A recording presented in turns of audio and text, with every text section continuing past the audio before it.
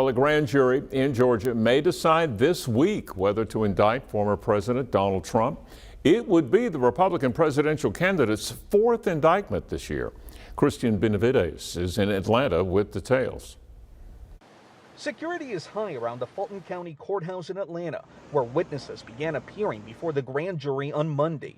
Georgia District Attorney Fani Willis and her team of prosecutors are investigating possible interference in the 2020 presidential election by former President Trump and his allies, including this call to Secretary of State Brad Raffensperger.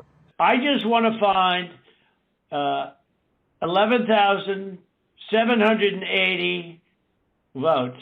The GOP frontrunner remained defiant while campaigning in Iowa this weekend. We did nothing wrong. Sources tell CBS News Willis could pursue racketeering charges typically used against organized crime.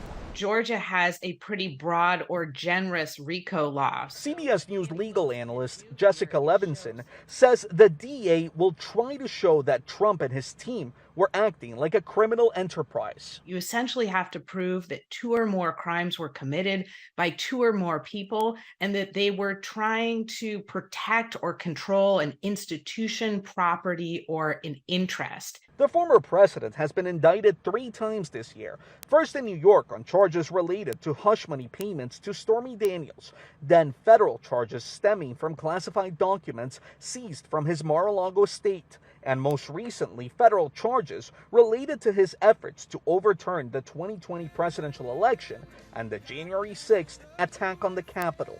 Christian Benavides, CBS News, Atlanta.